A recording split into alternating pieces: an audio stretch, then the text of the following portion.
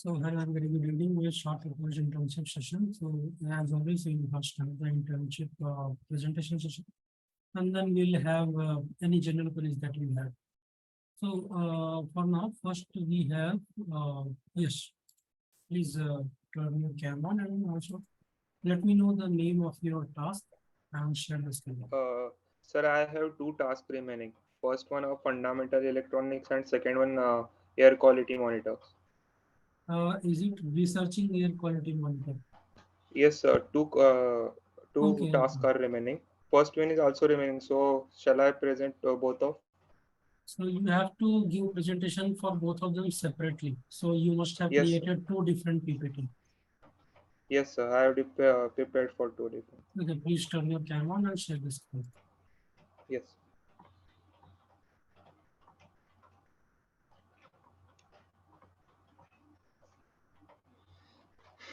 1 minute.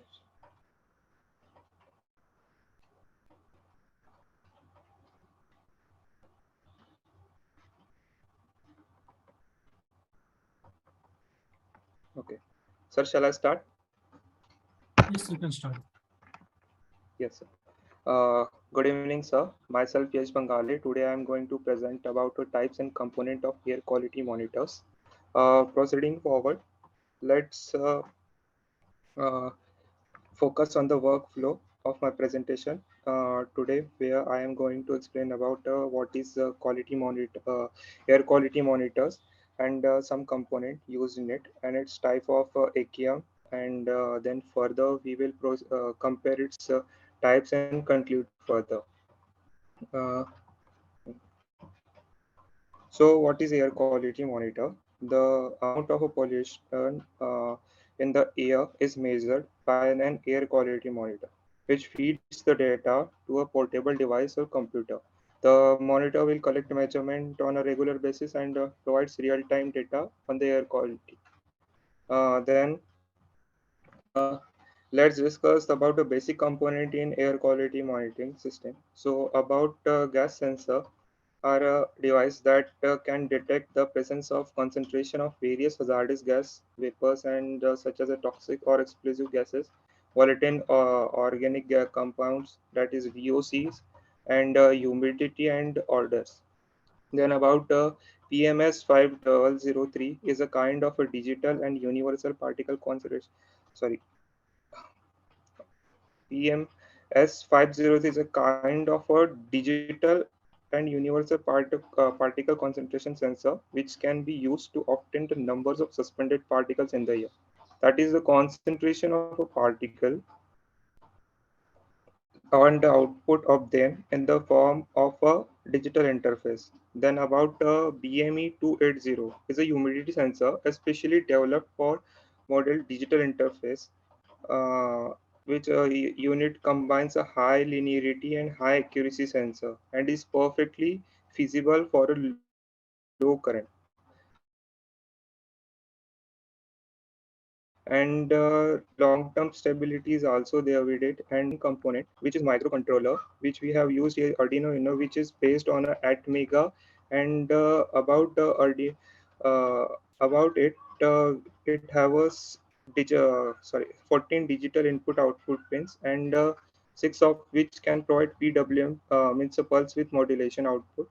It also have a feature of a six analog input pins for reading analog signals.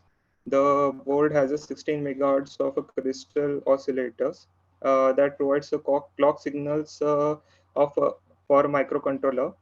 And if we want to send data using the wireless communication, we can also use Wi-Fi modules here in this circuit diagram or in air quality monitor system. So further, then talking about the type one of AQM, that is air quality monitor, particular matters monitor, in which the concentration of particular matter in the air is measured, typically used to monitor pollutants such as dust, smoke, pollutants, and soot.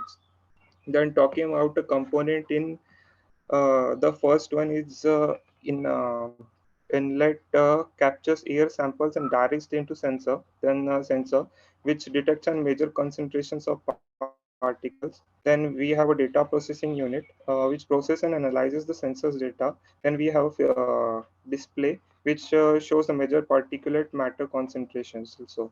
And we have here wireless connectivity also, which allows the data to transmit and remotely handling or monitor these types of the AQM. Then going to type 2 gas monitor, which these monitors have various gas levels in gas means levels of various in air. Means essentially this for detecting harmful gases like a carbon monoxide, like which is a CO, and ozone O3. This second type of gas monitor contain some components like a gas sensor, sampling system, and signal processing unit, and data logger and user interface.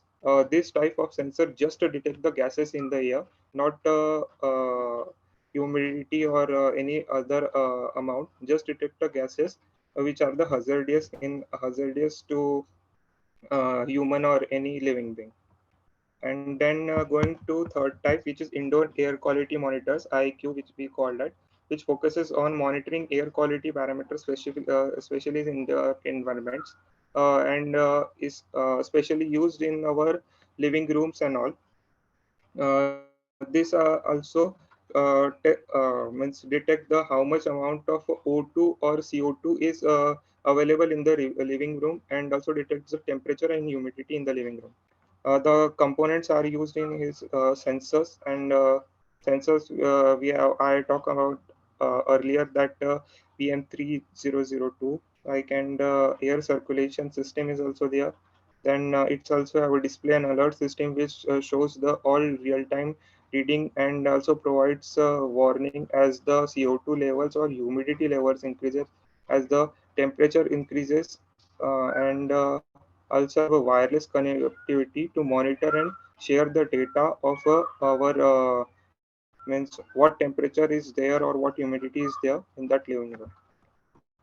Then the comparing the these three types, we have particulate matters, and which focuses on major particles matter concentration, and then components are inlet sensor, data processing unit, display connectivity, and say type second, which focuses on detecting harmful gases, as I just talked earlier, which just detect harmful gases.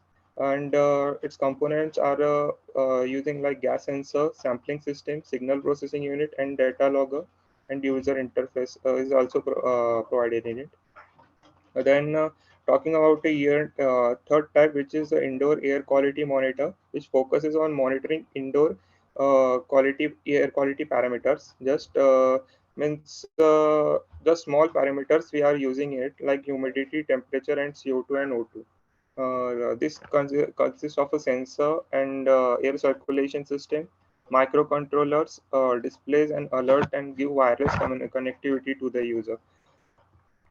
Then further about the conclusion, for we conclude like this: the air quality monitors plays a crucial role in accessing and maintaining health environment. Particulate matters monitor focuses on measuring dust and pollutants in air, which also helps to our living being to detect the indoor quality air quality index in our indoor living rooms, and also understanding the types and we have understand the types and component of air quality monitor essential for selecting the right devices for specific needs. I have taken reference from this, that these are the reference from my presentation, where first one, that circuit I have shown there, which are taken from the circuit school, and SafeWise, from SafeWise.com I have taken that three types of air quality monitors, and just that's all. Thank you, sir. Okay, so are you done with this one? Yes, sir. Okay, so first of all, it was an okay presentation. You did try to cover a lot of things about air quality monitor, and also explanation was okay.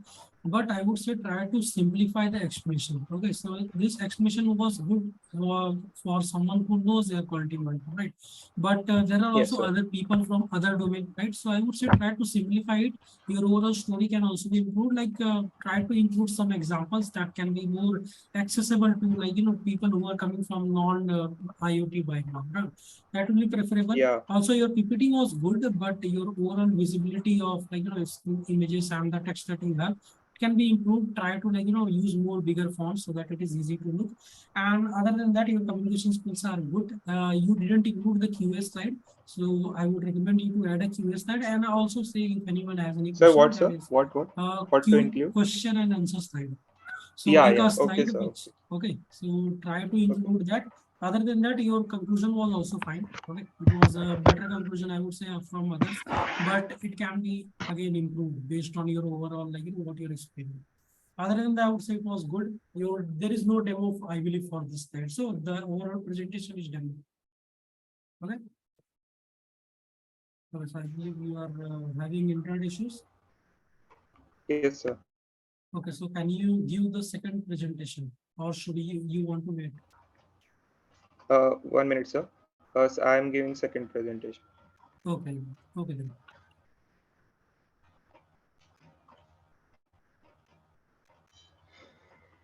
Good evening, sir. Myself is Bhangale. I am giving a presentation about the fundamentals of embedded system and IoT, in which we are going to study about the circuit and integration of the IoTs and embedded system. The workflow of is like, firstly we will discuss about the introduction of the embedded system and IoT. Then we will discuss what is embedded system. Then we will discuss about what is IoT, and then we will discuss about integration of embedded and IoT, and lastly what application, and then we finally conclude it. Going to introduction, embedded system are the computer systems that are built to execute specific function with a bigger system. The Internet of Things is a network of interconnected device that interact and shares data to enable smart and automated function. Uh, Further about the embedded system are the computing systems that self-contain and embed into a bigger devices or equipment. They serve a certain purpose and are intended to interact with the physical environment. Microcontrollers in the appliances and automotive system, medical gadgets and industrial control system are the examples of the embedded system. Further, the components of the embedded system we can talk about. Microcontrollers are integrated circuits that have microprocessors, memory, and peripherals all on one single chip. Sorry, sensors are electronic devices that again for the actuator are component that your systems. Talking about the communication interface, this interface enables a communication and data to exchange with other system or devices. Going further, programming in a program, how to do a programming in program in microcontroller or anything. Here, low level language such as C or assembly language are used to programming embedded system. Firmware developed buildings code that are interfaced directly with physical components. Timing, efficiency, and resources management must all be considered by embedded system programmers. So, going forward, we have next about IoT, which is the Internet of Things, Internet to interact and share data. IoT allows for the interchange of data between physical devices and cloud-based platforms. It enables automations, remote monitoring, and intelligence decision making based on accurate data. Further, we will talk about the integration of a embedded system and IoT. Embedded systems are the foundation of IoT devices, providing intelligence and control. They gather census data, process it locally, and interact with with other devices or the cloud. And that's IoT devices frequently make use of embedded systems to accomplish specialized functional and connections.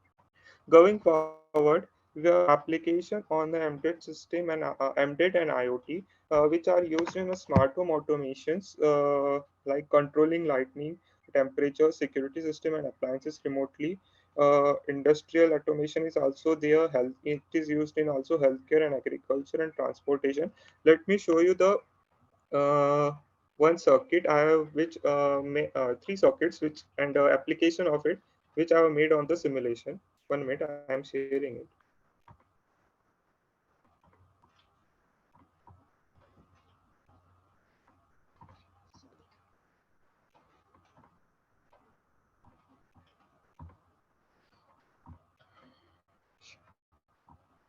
Okay, this one is a first circuit, which is implemented on a walkway simulation. This circuit is like photoresistor lux meter, which will show how much illumination is there in any room. Means how much amount of light it's present in there in the format of lux. Like as I run this, it will show a room. Means it will give us a light, how much present, and lux. As I can increase, decrease, this lux or illumination will increase or decrease as it I decreases it, it get darker, and if I increases it, it get lighter. Means the illumination or the lux will increases in this. Let me show you the second.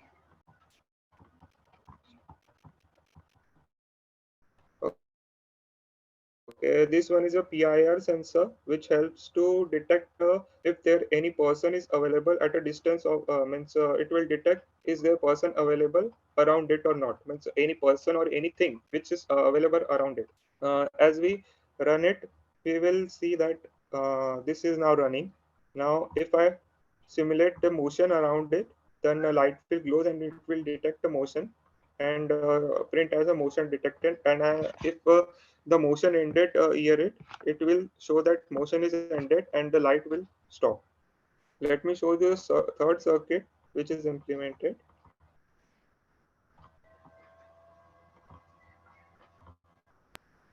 Uh, this is a type of a third circuit in which embedded and IoT both are integrated. Like here we have as a part of embedded, we have programmed this microcontroller, and a part of a IoT, which are called connecting any devices. We have connected this IR receiver and IR remote wirelessly.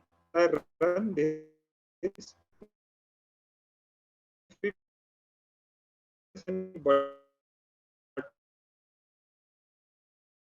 which we didn't connect to it with any wire, it is in a wireless position. And if we run this, it will show a power code 162, or means as a there are a code NEM code which we have given to this remote and this IR receiver. As we run on this, it will show previous code of two to previous button code as 224. All these codes are given in.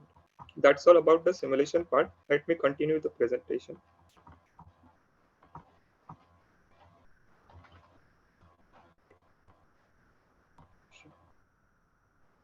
Okay. Further concluding this, our embedded system and IoT are revolutionizing the way we interact with technology and world around us. By understanding all the fundamentals of embedded system, including their component, programming, and real-time operation, is crucial for building intelligent IoT solutions. By integrating the embedded system and IoT, we can create smarter and more connected and efficient system in a various domains. Here are the references as I use the simulation walkway, and from the Java.t point, I have taken the applications part and taken the information about some of the PIR sensors and all. And thank you. That's all. Any questions, sir? Okay, so I hope you are done with this presentation also. Yes, sir. Okay, so this one I would say story-wise was good. You did give some examples. There was also a demonstration which was really well done, but I believe the expression can be improved for that. Other than that, I think there Okay. is some internet issue and I couldn't really hear your conclusion part. And second of all, in the reference part, you have like website Java T point, right? So try to give entire link for a particular like web you use, because Java T point is like a really big website, right? There are a lot of things. Yes, sir. So Yes. if I want to search on it, then what I will search, right? So you try to improve the references. And again, as I said, explanation was good, but work on your overall story. Try to simplify your explanation. Okay. Okay, okay, sir. Okay. Thank you, Yash. Okay, then. So Thank you. we'll move on to Sridevi S21 IT. Hello, sir. Yeah. Can you tell me the name of your task? So my task was to build a future location predictor system using the Tyco DSS. Okay. Can I present now, sir? Yes, yes. You can.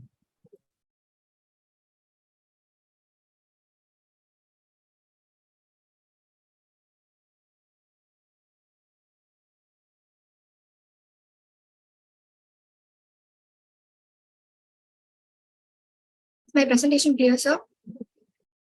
Yes, you can start. Okay. Good evening, everyone. I'm Sridevi Satyamurthy. I'm a data engineer. I'm a data engineer intern here at Khateja. So my first task was to build a future location predictor system. So I've done it using Dataiku Data Science Studio, which is basically a software which is useful for data engineers and data scientists to build machine learning models. So let's start with the presentation. To start with, first of all, what is a future location predictor system? To put it in simple words, this is a prediction system which basically predicts the location, the new location of the user. Yeah. So here we create a model which is basically pre-trained with a historical set of data set, wherein this data set contains the track of the details of the timing and the location of that specific user, so that these details will be learned by the model, and the model will be able to predict the new location of that user. So this is about the future location predictor system. So why do we actually do it? So we build these type of systems in order to help apps such as travel apps such as Ola, Rapido, etc. Wherein in these services, the route navigation and the traffic planning will be more improvised when we can predict the location of the user. That is in this much amount of time where the user will be. So in these type of situations and services, future predictor systems will be more helpful. So the data set which I've used to build my system is a location data set, which was provided by Khateja. Yeah, this data set contains 1,537 records, which is like very huge. And this data set was loaded into the model for processing. So yeah, this data set contains 7 columns. The first column is the ID column, wherein the ID of the user, this column is unique for every user. So every user will be given a unique ID here. So the next column is the event time start, where in these, the entries of the starting time and the date will be recorded. And in this column, the ending time of the event will be recorded. These 2 columns, latitude start and longitude start, represents the location. They both together represent the location of the user when the event starts. So we here in location dataset, we basically represent the location in the form of latitude and longitude. So the last 2 columns, lat end and long end, will give us the information about the destination. So this is actually a predefined data set where this will be loaded into our model. Using this, our model will get trained. The split ratio which I have used is 80 and 20%. For training the model, I've used 80% of the data, and for testing the model, I've used 20% of the data. So basically what we do here is we'll be we'll give input of these 5 columns to our model, so that our model can predict us and give these 2 columns, so that if any user or if a company or any service wants to predict the future location of the user, they can give in the event start time and the event end time with the starting location of the user, so that our model can actually predict them the destination location. So this is all about the data set which I've used. Then what technique have I applied here? I have applied ensemble technique, which is a famous machine learning technique. Under ensemble technique, we have 3 categories: bagging, boosting, and bagging, boosting. So here I've implemented boosting technique. So boosting is a sequential technique wherein first my data set will be prepared. My data set will be prepared, and this prepared data set will be given into a model. So these robots here basically represents each model. So yeah, first my data set will be prepared and it will be given to one model, and the model will predict an output. That output will be further processed and given to another model. So by not simply using one model, I've used ensemble technique here. So we can actually go about this system in 2 ways. First one is like using one algorithm, wherein we give our data set, that one model will give us the output. But here I have used ensemble technique, wherein more than 2 models will be created, and each will process the data set, and all the prediction will be combined to give a final prediction, which makes my system more accurate and precise. As I said before, I have implemented ensemble technique. I have created 2 models in it. For the first model, I've used lasso regression. Lasso regression is an algorithm which is used to train a model. So this is basically a prediction algorithm where, as I already told you, the location can be decided in 2 ways. Under 2 ways. First one is the latitude, and second one is the longitude. For predicting the latitude, I have used lasso regression algorithm, wherein my model is trained with the predefined data set with this lasso regression algorithm. So what is this lasso regression algorithm? This is basically a prediction algorithm, which is slightly different from linear regression, which we all are well aware of. So this lasso regression is an advanced or more regularized version of linear regression, which makes it more fit nowadays.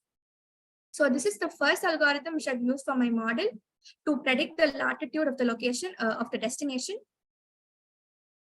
Next comes the XT boost. So as I said before, I'll be implementing boosting ensemble technique here. I have used XT boost algorithm, which stands for extreme gradient boosting, where in this algorithm, what my model does is that all the previous model's errors will be included here in the input where I give for my model, and it will produce a more stronger prediction. So this is the most popular machine learning algorithm, which has the ability to maintain large data sets. So I have used this to create my second model, wherein the output of my first model and my second model together will give me the destination location of my user. So this is the model representation. So to walk you all through what I did, first I got the location data set, which was provided to me. Every data science project first starts with the base research. The base research is that the data set will be processed and it will be tested with every algorithm that can be possibly applied to it. So first what I did is I prepared my data set. I gave my data set as into the evaluation engine, and I tested it with every possible algorithm. There are like 13 algorithms which can be used. I used each and every algorithm and tested it. The final output which came had the maximum precision of 75% only, which tells us that a single algorithm cannot be used here. So I cut down this part and then I used the ensemble technique. Where the ensemble technique, as I told you all, there'll be two models in my system. This part represents the first model, and this part represents my second model. The first model will be predicting my latitude data, my latitude column, my latitude destination column using lasso regression algorithm. And my second model will be predicting my longitude destination using XGBoost. So combining these two together, my final output will be given by my system. So this is about my model representation. Hope it's clear. So this is the final output which I get. As you all can see, the R2 score is 99.997%, which is like very much accurate.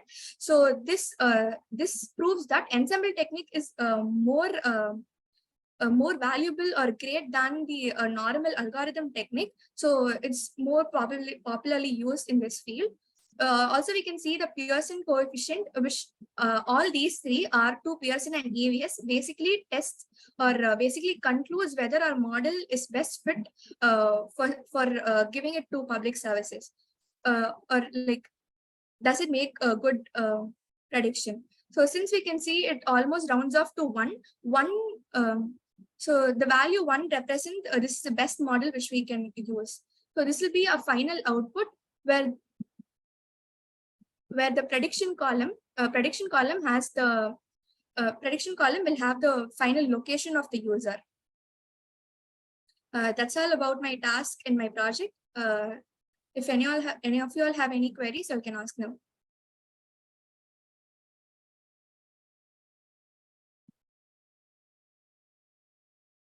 Okay, are you done with your presentation? Yes, sir. Okay, show me the output first. Go back one slide. Okay, bottom the presentation.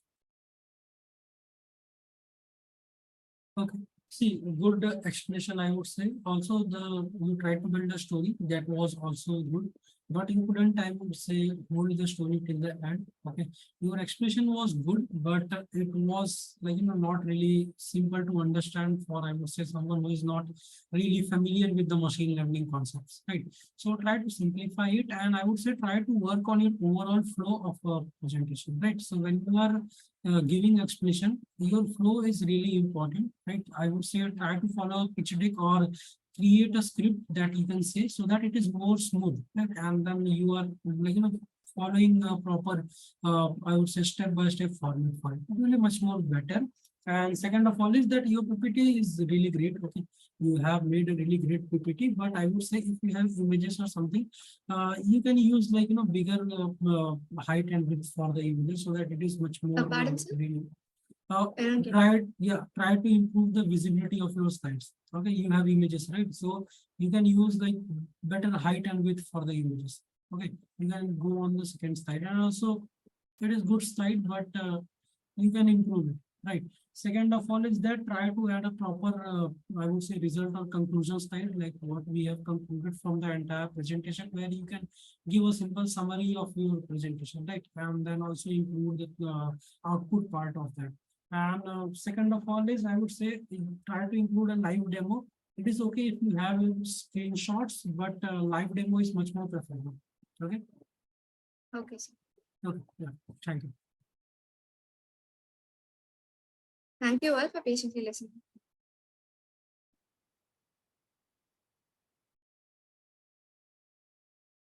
Okay. Now, Byleen Janet Roy. I hope I pronounced your name correctly. So, Am I audible? yeah, you are. Can you tell me the name of your task? My name is Byleen, sir. Byleen Janet Roy, and I'll, my Okay. task is, wait a minute, I'll just share my screen, sir. Yeah, sure.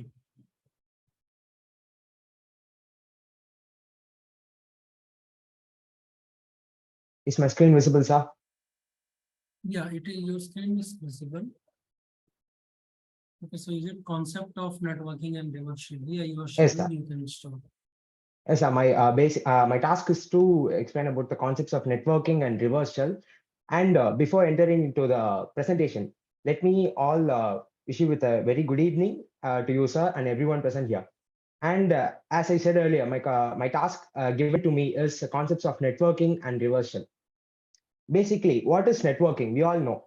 Networking is the concept of linking every computers by using the medium known as internet, right? And that is what is known as networking. And I'll let you all know about the reverse shell as the slide goes.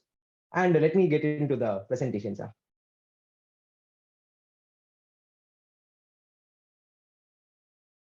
Yes, basically what I learned from the project while doing the task is I learned about the OSI layers, what is TCP IP, what is a reverse shell, bind shell. Don't worry about this topics. I'll explain you about this in later slides. And I learned about AWS, how to handle PuTTY, basic Kali Linux commands, and I learned about reverse shell hacking, what is Metasploit framework, and basic hacking using the Metasploit. And let me get into the explanation. What is the OSI layers? We all know it is the layers of application, transport, network, data link, and physical layer, right? It is basically when you have to hack something or you have to penetrate into something, you have to learn about the layers so that you can go deeper into it, right? That is why we have to know what is the OSI layers and how we should penetrate into it. There are some certain rules and regulations and certain protocols which must be followed to penetrate into certain layer. And what is TCP? We all know TCP stands for the Transmission Control Protocol, right? It is basically used to have a duplex connectivity to tell in the simplest form. Basically, it is used for transferring the files between the client and the server and so on. And I told about the reverse shell and bind shell. What are those? To explain about them in the perspective of hacking, in reverse shell, let me just tell about the basic networking structure. Suppose we have the client and the server architecture. We know who is the client and who is the server, right? We being the client and there will be one server. If the server attacks the client, it is known as the reverse shell hacking. If the client attacks the server, it is known as the bind shell hacking. That is how the bind shell and reverse shell works. It is the simplest form of explaining what is a reverse shell and the bind shell. And let me get into the next one. Why I used AWS here. AWS is Amazon Web Service, and here it is used for creating a server so that I could I could conduct the reverse shell hacking. My task is to create a reverse shell hacking, right? So I'll be creating a server machine so that I'll be using the server machine to attack the client who is connected to the server. That is why I used the AWS, in which I just installed the Kali Linux machine into it. And I used PuTTY in here. What is PuTTY? PuTTY is a basic SSH, that is open source secure shell tool, which is used for connecting a basic Unix operating system into it. That is how PuTTY is used. And I used AWS here and PuTTY AWS, and I have connected to the AWS using PuTTY.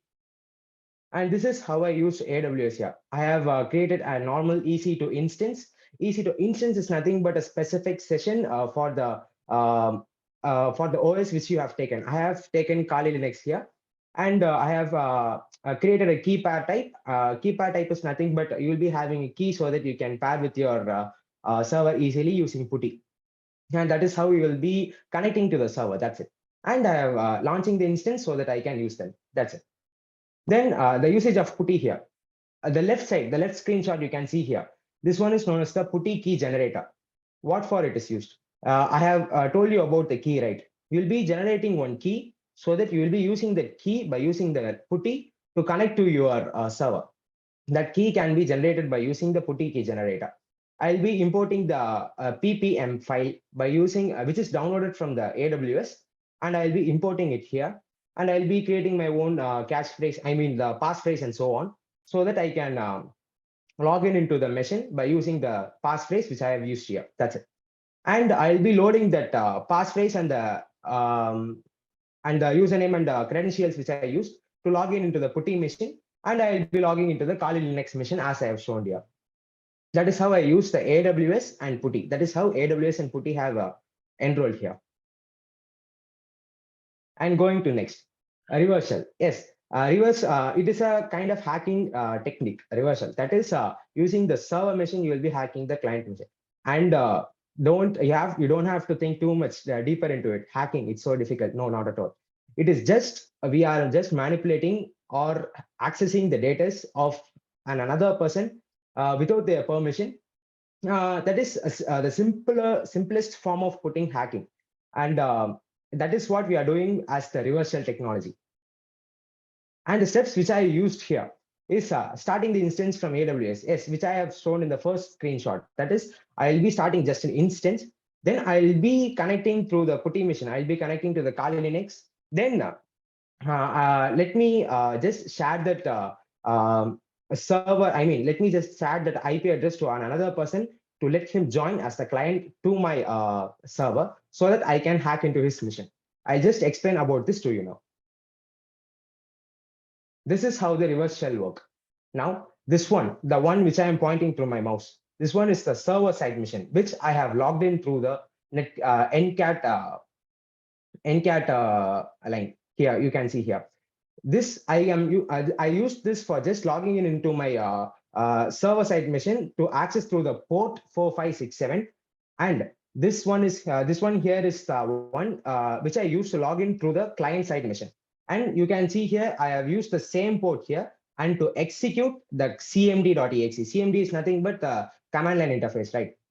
So that what I'm doing here is I'm giving my command line interface to the server side machine. So you can see here, my command line interface is just shown in the server side image, right? You can see here, right? So that you are just, you can just ask me, what is this? This is not hacking, right? No, you have the every control over the system. See, if you have the command, if you can see here, I'm having that power over the command line interface, right? So you can just see that I can just manipulate or access or download any other data from whatever I need, right? So this is a hacking technique too. And you can see here, I have just made the directories named hacked 1, hacked 2, hacked 3. Just I used by using a simple for loop. And it was just created in C drive, which is the administrative drive. You need privileges to do that. But I have the privileges and I did it through the Kali machine. That is the putty. I did it through putty to create the directories in the C drive of the client machine. That is how powerful the reverse shell attack is. And what is Metasploit? Metasploit is nothing but it is just a platform. It is just a product and a project created by some users, which can be used for vulnerability testing. Why should we test the vulnerability of a certain application and so on? So that we can know how an hacker can attack and we can prevent that type of hacking, right? So that's how the Metasploit is used. And a malware can be created by using the Metasploit. What all can be done by using the Metasploit? Or we can just track the webcam as a live webcam by using the Metasploit, or we can just keep a keylogger, or we can take a screenshot of it. I'll explain how these three can be done.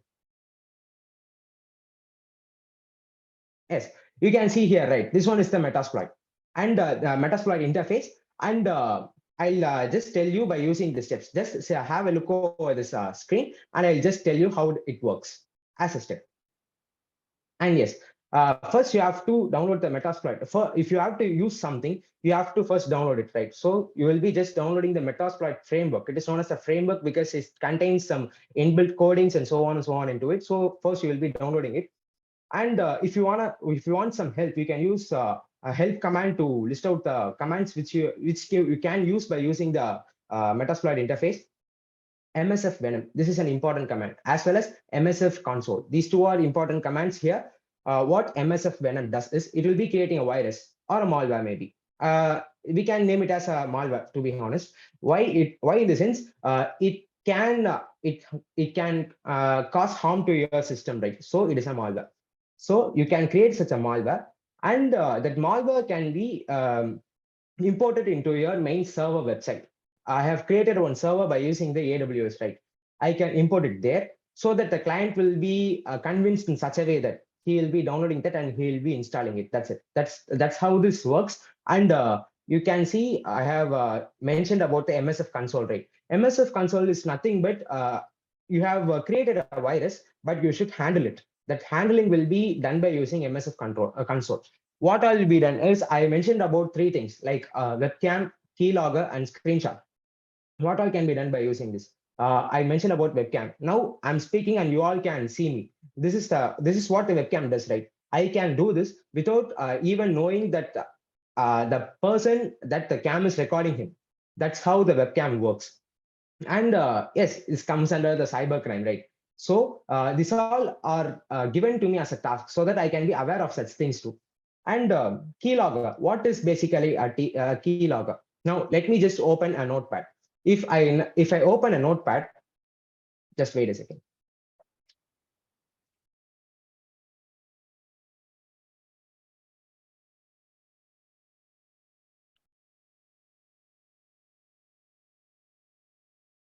Okay, if I'm just typing here anything, the copy of what I have typed here will be gone to the one who is hacking or one who is peeping through my computer through the malware which he installed. Now, if I'm typing here,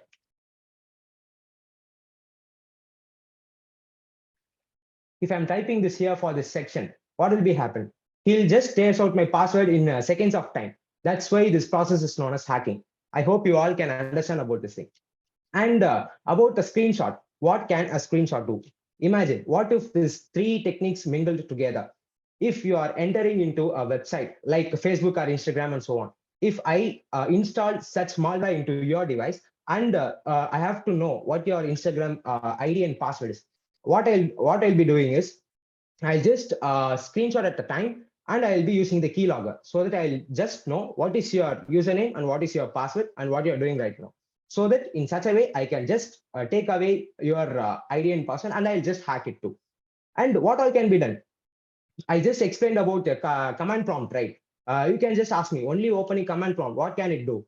And I can't just, I can also open any other applications in your computer. That is the major advantage over the hacker over here.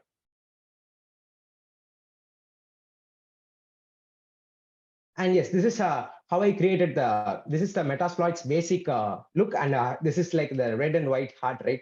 And MSF Venom. This I used for creation of the virus or malware, and this is for the platform Windows.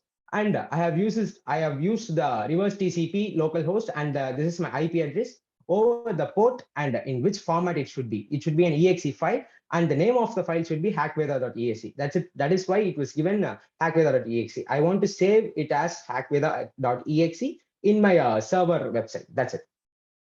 And I can just give it a separate payload for it so that I can use the separate port, I mean the host port and the local port and so on.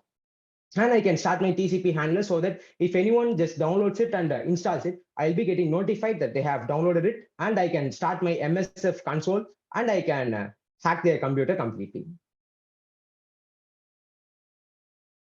Any questions?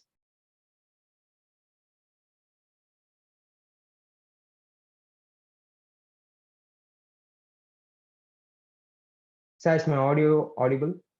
Yeah, I Yes. hope you are done with your presentation. Hello, are you done with your presentation? Yes, sir. Okay, sure. See, well done on the explanation as well as the story. Like you have given really lot of, I would say, examples, and they were really great examples. Really easily explained what is keylogger and other stuff also.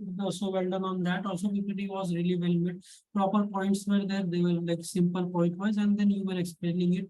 It was easy to follow because you had like step by step like format of for everything. So that is also good. But I would say at the end, try to make a conclusion slide as well as try to add a Q&A slide, like question and answer slide, right? So that Okay, your viewers can ask question, or let us say if someone has any, like someone like, forgot something to, they were not able to keep up with the presentation, then at the conclusion slide, then you can have like, quick summary of everything. So that will be much Okay. more better. As well as I think you have proper demonstration for it also. There are proper screenshot. Last time there was an intern who had done it, and I know it is not really possible to do the live demonstration. So we will like say, okay, it is screenshot is fine. So well done on the demonstration also. Proper techniques were followed, proper commands were like shown. But it will be good if you are also able to explain those commands. So like you have -L, -V. So what they are Yes, doing, sir. right? So that will be much more better, right? Okay, sir. Okay, thank you. So well done on the presentation and well meant for the PPT also. So we'll move on to PALAK TANDON. Okay, thank you. You can stop this presentation now.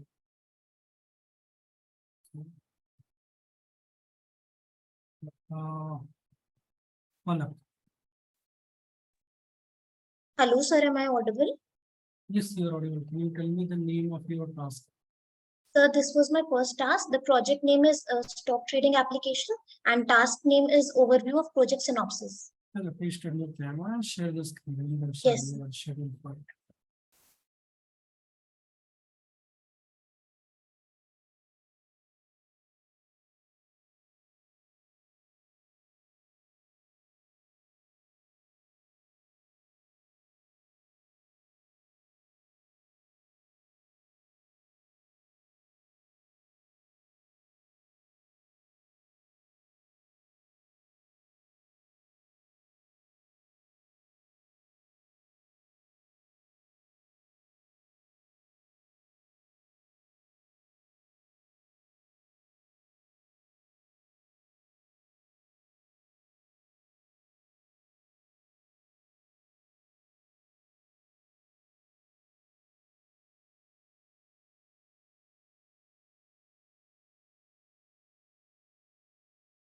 Sir, is the screen visible? I can see your Hello, PPT. sir. Yes, yes. Sir, So good evening, everybody. I'm PALAK Tandon, and this is my first task overview of project synopsis on stock trading application. And I'm a student of Bhavanari Vidyapeeth and intern of Java programming group at Khateja. So internet has changed many things from offline ways to online. One such thing is method of trading stocks. So we can say that internet has revolutionized stock trading, making it faster, more efficient, and accessible to wider audience. The table of content of my presentation is first introduction, then problem statement, objectives, key features, payment gateways, currency support, scalability and performance, benefits, finally conclusion and references. So introduction. So what is stock trading application? A stock trading application is an online system to sell, buy, and manage the stocks on an online platform. So put it in simple words, we can say that it is user end platform to buy or sell stocks conveniently. It allows users to trade conveniently. It provides full assistance to manage their financial operations at their own ease. Problem statement. So the problem with on offline trading system was that it is conducted through broker. We are shifting from offline to online modes in many ways. It has its own drawbacks. One such drawback of online trading system is it is conducted through brokers. We have to seek external help from somebody while making investments. We need to physically visit the broker's office, call him and trade with him. We have to see the availability of the brokers while trading. And for this, the brokers charge us exorbitant fees. Objectives are to trade conveniently without any assistant, to trade from anywhere at our own convenience and at any time. By doing so, we are cutting down the brokers and we are making more profits in terms of both money and time. Key features include real-time stock quotes. These are basically the display of the actual price of any stock at that very particular moment. This is one of the most important features which grabs audience attention. Advanced charting tools help us to predict various patterns and discover the trends of market of any particular stock, news alerts and customized watch lists. These help us to get latest updates and to set a criteria and to get notified when the criteria is met. Payment gateways and currency support. The stock application is integrated with multiple payment gateways for seamless and secure transaction. And the users can fund their accounts by debit credit cards, wire transfers, or even online wallets. Application supports global currency so that users can trade in any corner of the world. Scalability and performance. The application is highly scalable, so it can handle high trading volumes, optimization techniques for faster execution of trades because you want everything to be done at a good rate and good speed. Performance monitoring and analytics, so that performance is analyzed so that users have good experience. Benefits, greater control. See, when we use a stock trading application, we cut down the brokers. So we develop our own understanding of the world of investment, and thus we gain greater control and we have more ability to trade.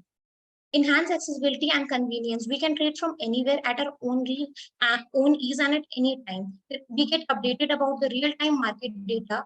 We are not dependent on brokers to give us. We are updated by the latest data. Improve efficiency in stock trading. That the app is very efficient. And also we don't have to worry for as it gives secure transactions. Conclusion: the stock trading application is a powerful, versatile platform for online trading. It gives much confidence to the traders so that they can directly deep dive into the world of stock trading, and they get more. They can explore more options on their own. This makes trading hassle-free, making the service much more lucrative as they can do trading at their own ease and convenience.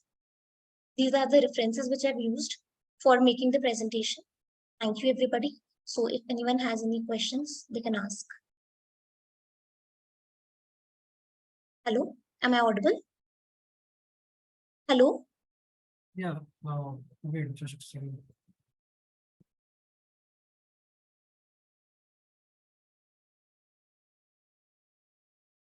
Hello, Okay, sir. I hope you are done with your presentation. Yes, sir.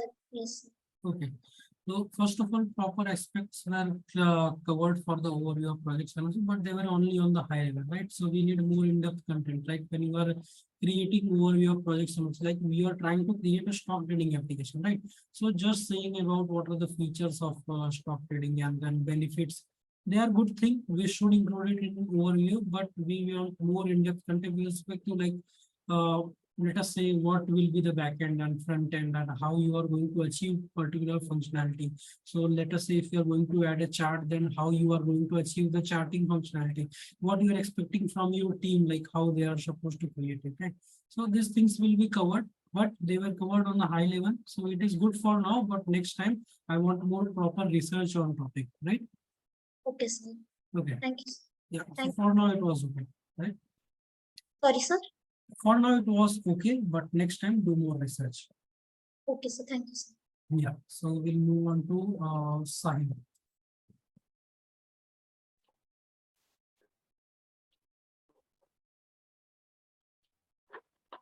Please turn your camera and is your task name reading HDFCBANK? Yeah, you are showing. You can start.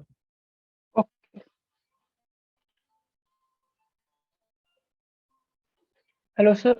I am Sahil, third year undergraduate student, IIT Ropar. I am from 16th, my best student, and I am from the web developer group. So my today's presentation topic is graph plotting in Adalo.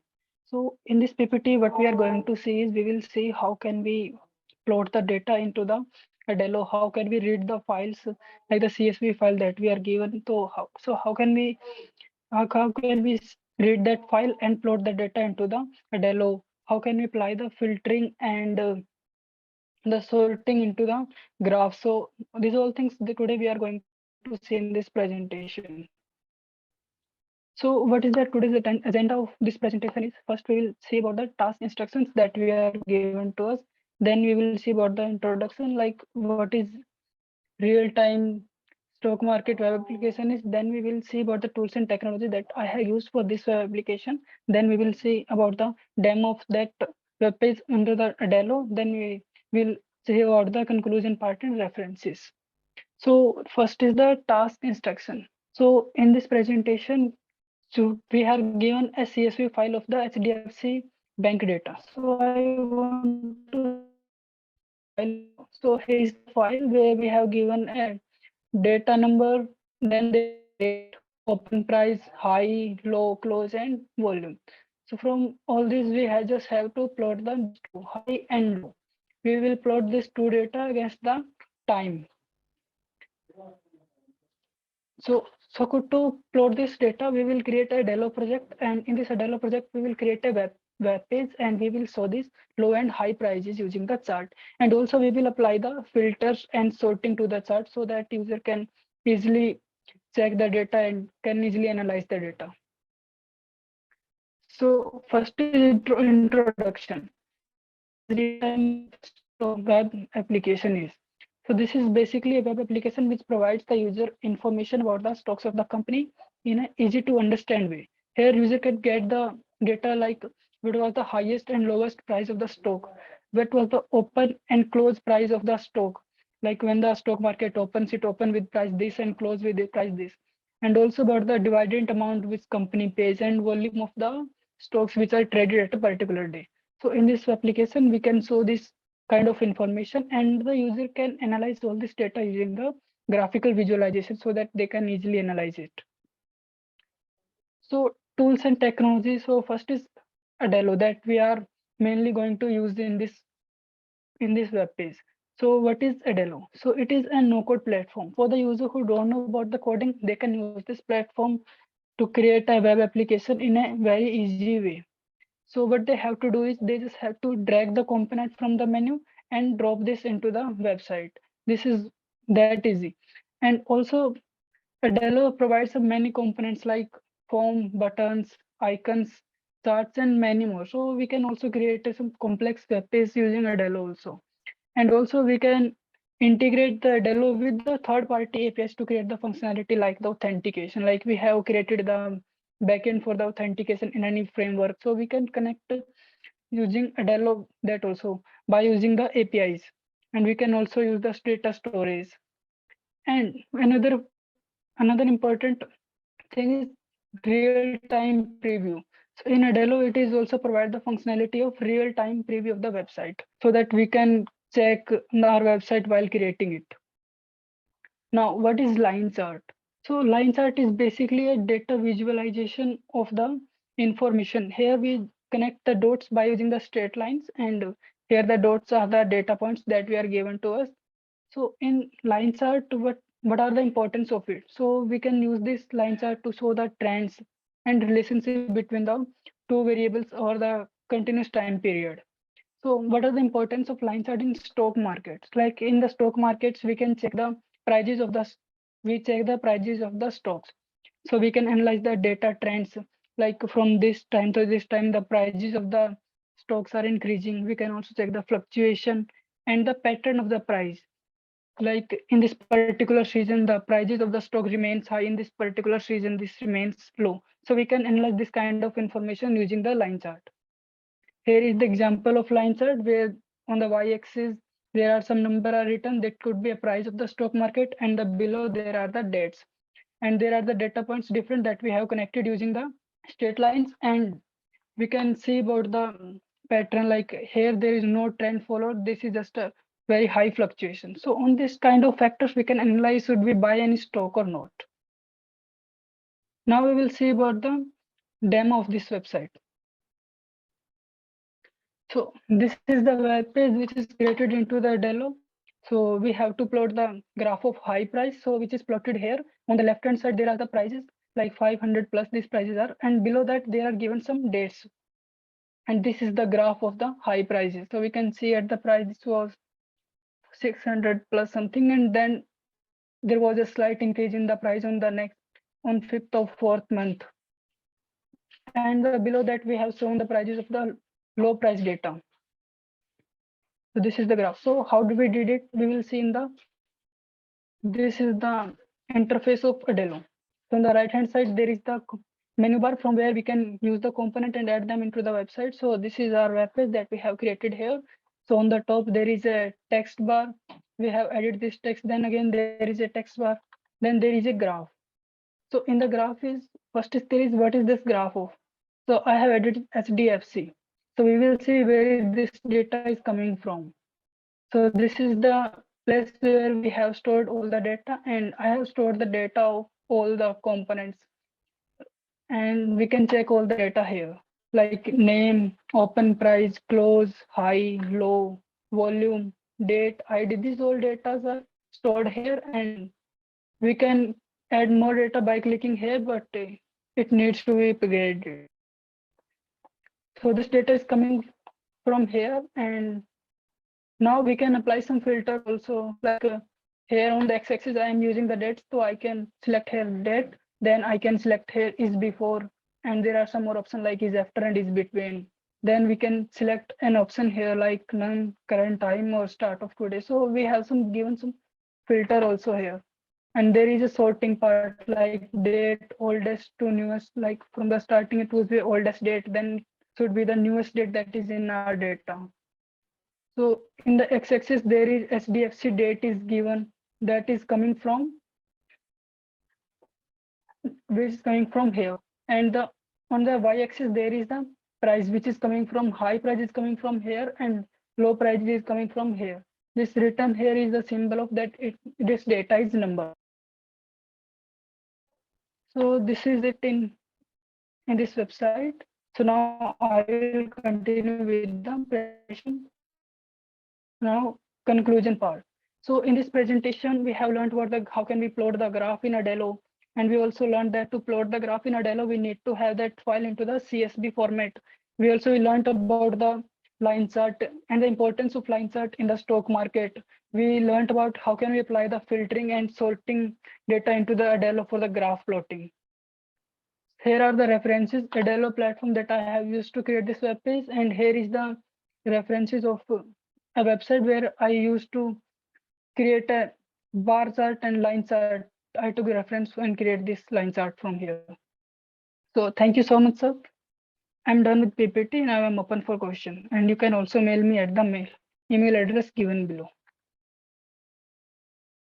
Okay, so I hope your presentation is done. Yes, sir.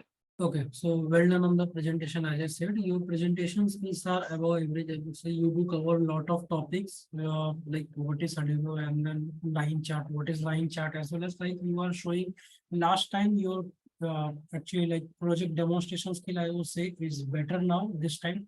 Last time you didn't really explain the elements, but this time you explained all the elements, what they are, where the data is coming and how the actual graph is being plotted. So well done on the project demonstration, I would say. Other than that, I don't really have anything to say. You are like doing really great job at the presentation. Just I would say, just like improve the overall story part. That will be much better. Try to do more examples, like try to do more comparison. Like so at the start. So if there is any Adalo, then what else is there other than Adalo? That will be also good, so that our viewers can know like what are the other low code platform are available, as well as I said, project demonstration was really well done. Okay. Thank you. Yeah, I would say other than that it's just okay. Right? Okay, sir. Thank you. Okay. Thank you, Sahil. So we'll move on to Pranjal. Good evening, sir. Am I audible? Yes, you are audible. Can you tell me the name of your task? Sir, my first task is the overview of project synopsis, and my project name is stock trading application. Yep, you can start.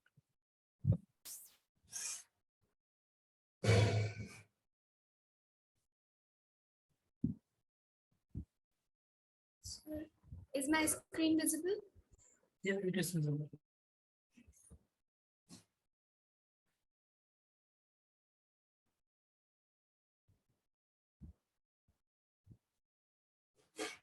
Good evening, everyone. My name is Pranjal, and I'm from Java Programming Group. So let us first see why stock trading. So as you can see, Warren Buffett, Rakesh Jhunjhunwala, and there are many more. These are some successful real life examples of successful trading. They earn lots of money and achieve significance in their what. So next is the introduction. These are the contents. First, we go through the introduction, then objective of the project, then key features, technologies used, and the design process. And after that, steps to start trading with API, and then benefits and conclusion part. So stock trading application is a software platform designed to enable individuals to engage in buying and selling stocks and other financial instruments. So a trading application basically acts as a middleman between individual investors and the stock market. So with just few clicks, users can execute trades and monitor their investments and make decisions based on market trends and analysis. Next is objective. The overall objective of a stock trading application is to providing users the necessary tools information, and real-time market data, including stock prices. It aims to simplify the trading process to a wide range of users, including both experienced traders and newcomers to the market. These are next key features. First is user registration and authentication. So users should be able to create accounts and securely log in and manage their profiles within the application. Next is real-time market data. The application provides users with real-time market data, including stock prices, relevant news, and this feature allows users to stay updated on market trends. Next is portfolio management. The application offers portfolio management features that allows users to track and manage their investment portfolios. So users should be able to view performance, track gains and losses, and generate reports. Next is security and privacy. So the stock trading application prioritize the security and privacy of a user data and transactions. So next is charting and technical analysis. The application offers charting tools and technical indicators to analyze stock prices, trends, and identify patterns. Next, we move on to the technologies used. So for front end, we use HTML, CSS, and JavaScript used for creating user interface and handling client-side interactions. Charting libraries can also be used to visualize stock charts and indicators. Next, backend technologies. For backend technologies, programming language like Java is used to handle server logic and backend operations, and also web frameworks like Spring is used for streamlined backend development. Next is trading APIs. So APIs means basically mean application programming interface. So basically an API has the ability to make two software applications talk to each other. So the APIs from data providers like Alpha Vantage is used to access real-time and historical stock market data. Next is database. So relational database like MySQL or similar database can be used for storing transactional data, user information, and then authentication and security. So for authentication is used JWT. So or similar authentication mechanism can be used for securing users access and API endpoints. Next we see the design process, like how to design a stock trading application. So first, identify required technologies. So first we determine the specific tools and technologies that we need to integrate into our stock trading application based on the desired features and functionalities. Then coming to the design, the application architecture, like design the architecture by determining how the different tools and technologies will interact with each other while existing application components.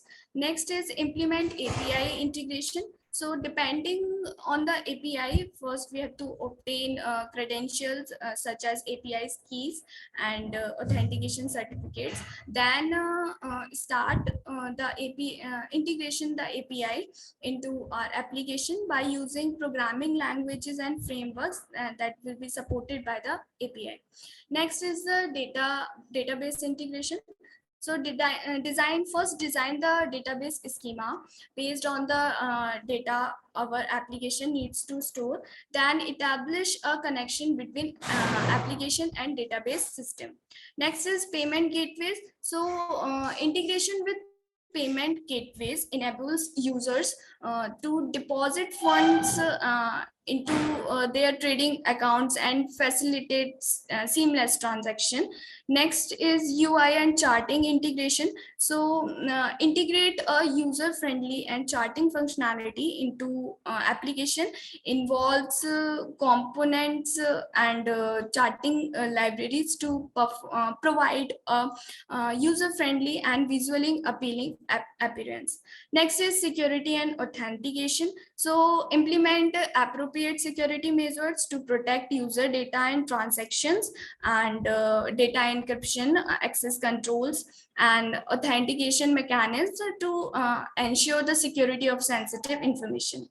Last is the testing and debugging. So it's very basic to conduct a unit testing and integrate testing to ensure that integrated technology work as expected, and do not introduce any bugs or conflicts. Next is the let's see the steps to start trading with an API. So let us first see what is an API. So API stands for Application Programming Interface, and API is a software with the ability to make two software applications talk to each other. So while trading, when we place a request for fetching the data on an application, the application sends the request to the server via trading API, and after reaching the server, the request gets processed and the desired result showed up. So we can say that APIs serve as a communication bridge between stock trading applications and stock market infrastructure. So now let's see what are the steps. So first is the identify required APIs. So first we have to determine the specific APIs that we need to integrate into stock trading application. Then next is understand the API documentation. So study the documentation provided by each API, and just learn about some specific requirements, accessing or authentication mechanisms about the API.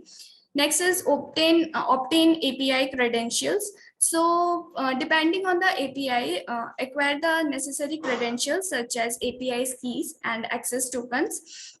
Next is implement API calls. So now develop a code to interact with the APIs within the stock trading application, and utilize the programming by using the programming language and frameworks that align with the architecture. Next is handle API responses. So after that, process the API response, and we can extract relevant data for use in our stock trading application. Next, let's see the benefits. So first is the accessibility. So stock trading application provide a convenient way to trade stocks, and users can access their investment accounts and execute trades anytime and anywhere using the mobile devices or computers. Next is real-time market information. So stock trading application provide a real-time market data, including stock charts, news updates, so that user can stay updated.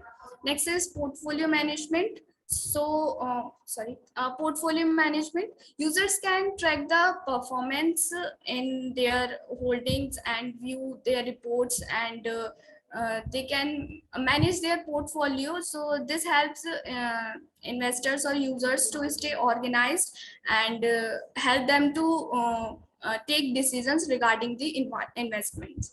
Next is the lower cost. So many stock trading application offer lower cost as compared to the traditional brokerage services.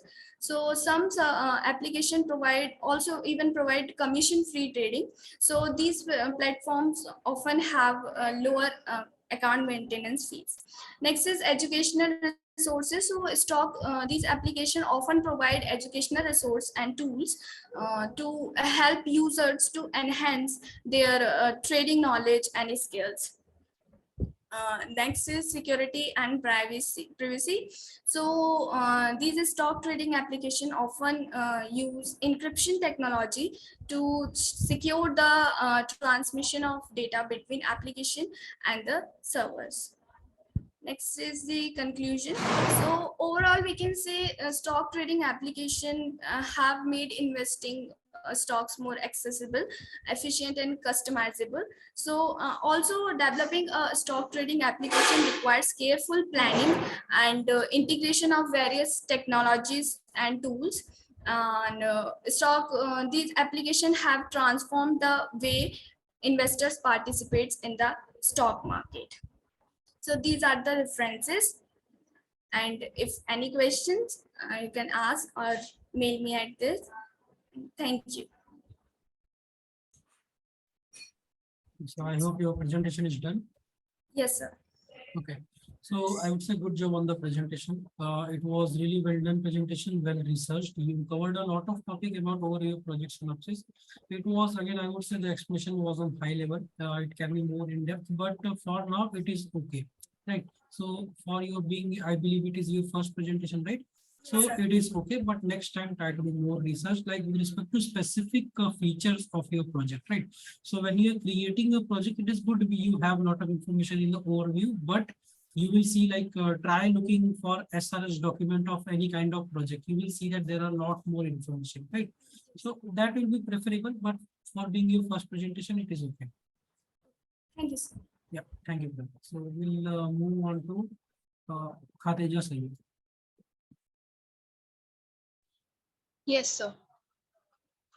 Yes, so tell me the name of your task. Today I'm gonna present real-time stock market data web applications project timeline. Yeah, you are scheduled. Please turn your camera and share the screen. Yes.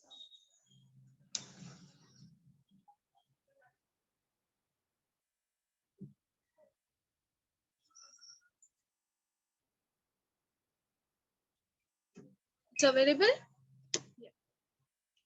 Yes, you can start.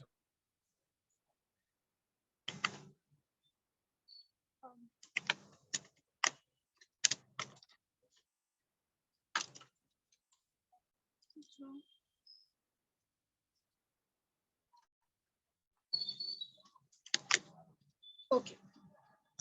So good evening, sir. Today I'm gonna present real-time stock market data web applications project timeline. So let's consider that you are on a journey and you don't have any map or any sense of direction. You don't know where you're leading to or what time, how long it will take, and what milestones you need to watch out along with the way. It would be quite challenging, wouldn't it? And now think of the project you are working on. Without a specific timeline, the setup would be same as that the journey you are leading without a map.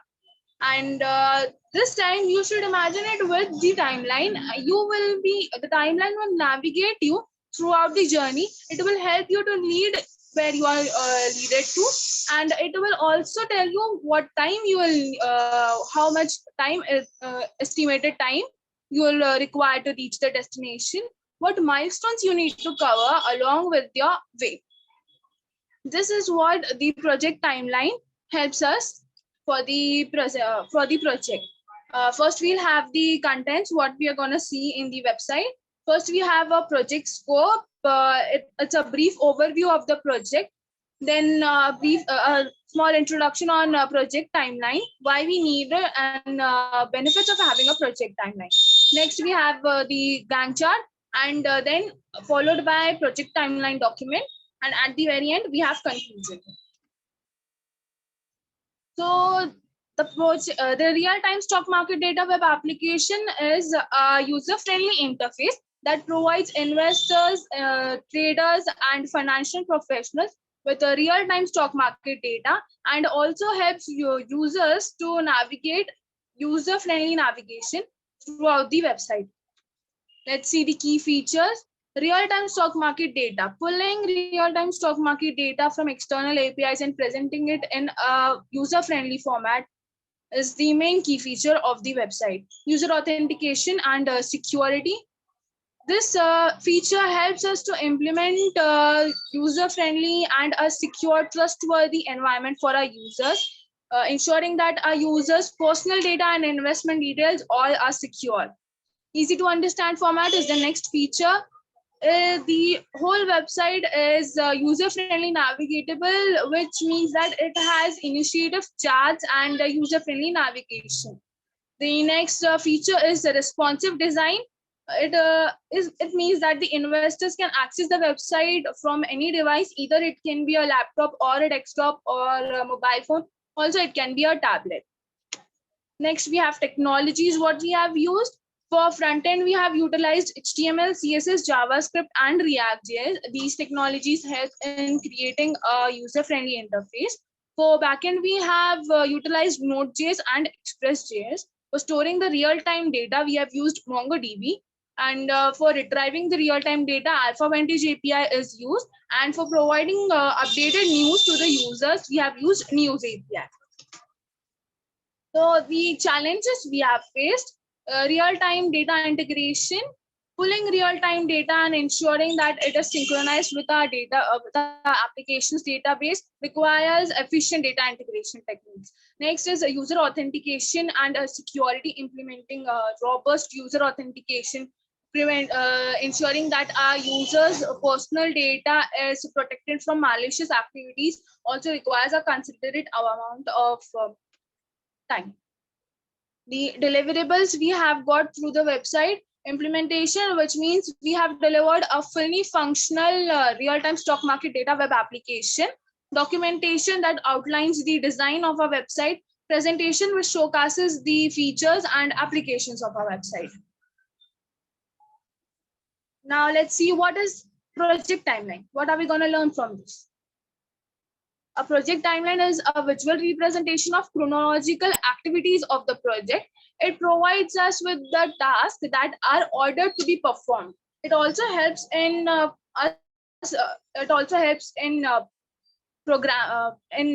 arranging the task and in the order along with their they are going to perform in planning and organizing. It also helps to make us ensure that the tasks are completed in a timely manner and the resources allocated to the individual are completed with the sense of responsibility they are allotted. Why we need a project time? Let's see. First, the benefit we have is planning and organizing. The main feature is that the timeline helps us in effective planning and organizing. It helps to clear the overall structure of the of our project and to set deadlines and establish the overall content.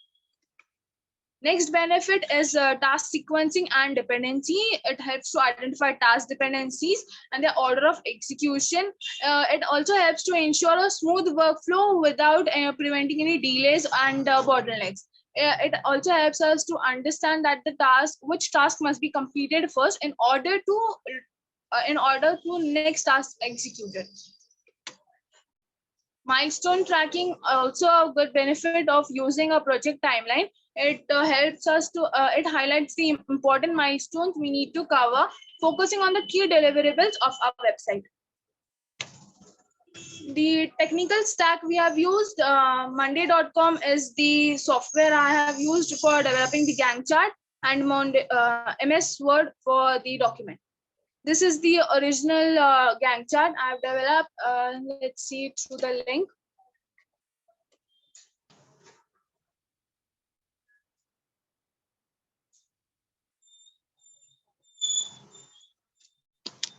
Okay.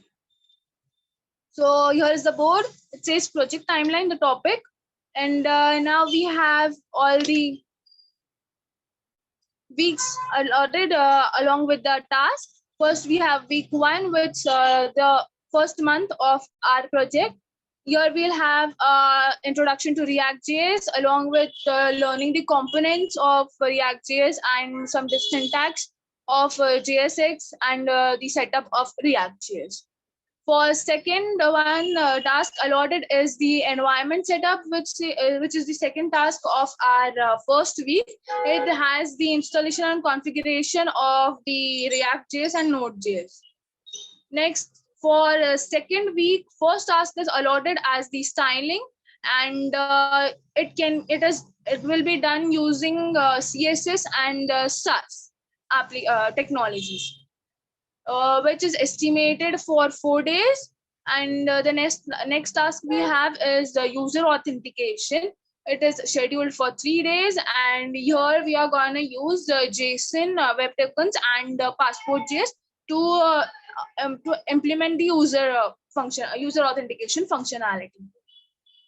For week 3, we have got the API data retrieval, which is estimated for 4 days, and this can be performed by retrieving data from external APIs. Next, we have data display. Here, the second task of our third week. Here we have 3 days estimated to it, and we are going to use React.js components to display the data. For fourth week, that is the last week of our first month, we have first task, that is search functionality, and it enables the search feature. Last task of our first month would be testing and debugging, which is estimated for 3 days, and we are going to do this by using frameworks such as Jest and Enzyme. Here we have started with the second month. For first week of second month, we have data visualization, which is integrating the data by using libraries such as D3.js and chart.js. Next task for week 5 is error handling, and it will be implemented error handling mechanism, which is estimated for 3 days. For week 6, we have backend development. It will be done by using the Node.js and Express.js technologies, which is estimated for 4 days. API creation is the next task of our week 6, estimated for 3 days. And here we're going to develop the APIs for data integration, which is Alpha Vantage API and News API. The first task of week 7 is a News API integration, which incorporates News API functionality from which the user can get the up-to-date news, which is estimated for 4 days. The real-time updates is the second task of our week 7, which is estimated for 3 days, and it can be implemented by using WebSockets to ensure that the display data is up to date. Week 8 is the last week of our project. Here we have the first task is performance optimization, and the performance will be optimized of the project using techniques such as code splitting, lazy coding, and caching. The last task of our project would be the deployment, and the deployment will be done using to these web servers such as AWS or Hadoop. This is the table of the project timeline. Next, we also have the Gantt chart.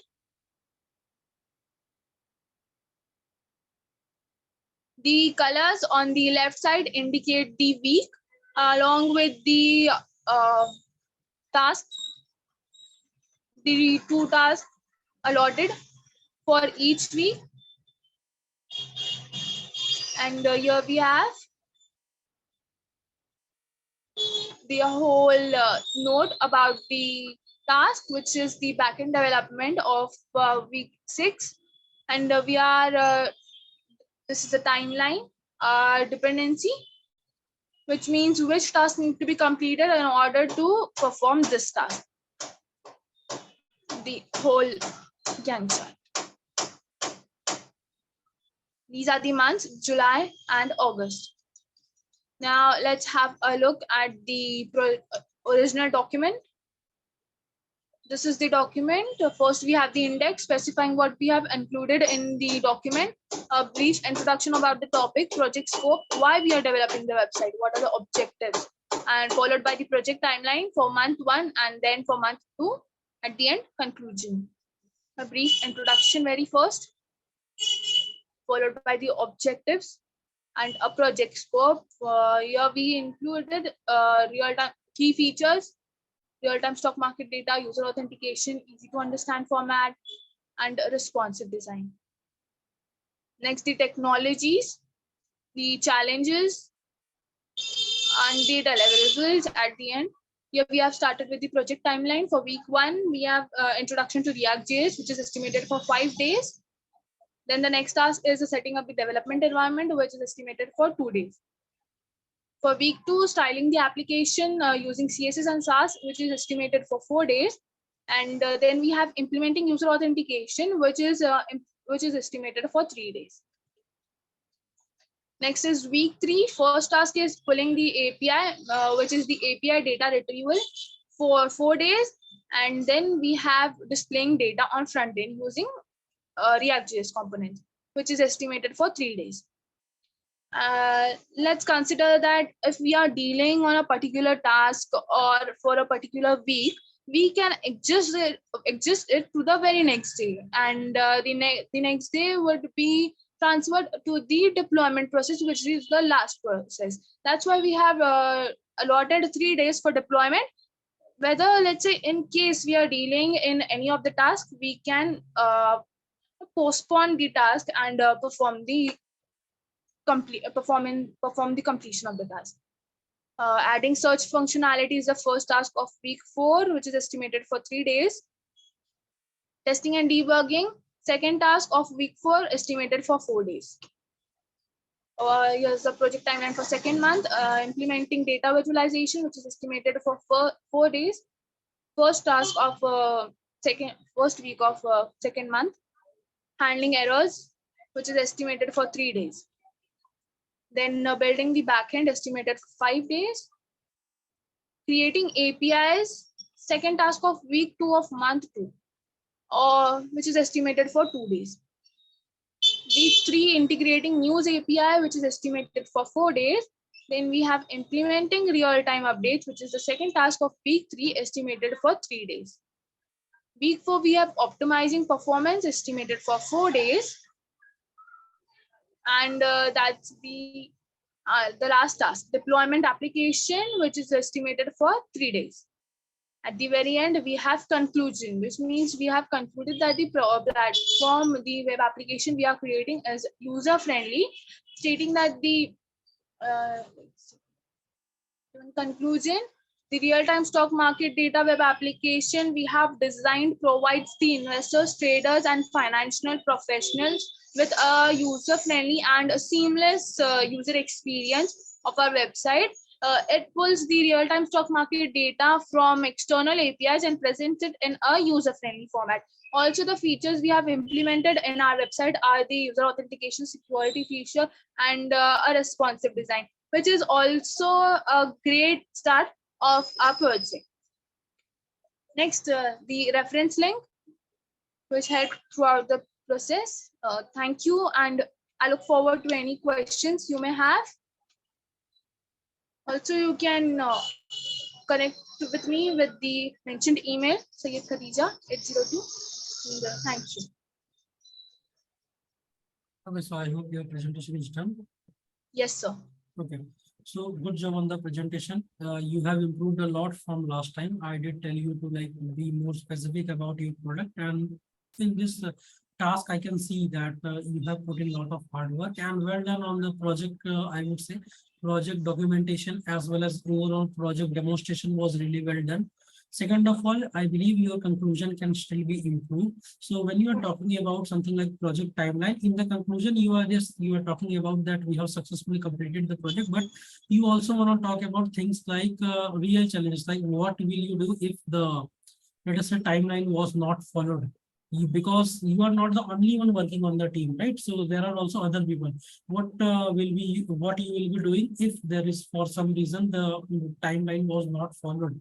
What do you think you can do in that scenario? Okay. So that should be included. That will be much more preferable. That will be much more better way to conclude, so that we have overall picture of entire development process, right? Yes, sir. Yeah. So work on that. Other than that, I would say your overall explanation as well as I would say story has also improved this time. There is some room from there, but overall your project demonstration skills have really grown, really great. It was really improved this time. Oh, thank you, sir. Yeah, thank you, madam. So we'll move on to Nikhitha, right? Yeah, Nikhitha. Hello, sir. Good evening. Yeah, good evening. Can you tell me the name of your task?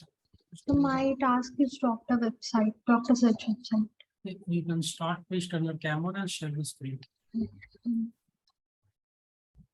Just a second.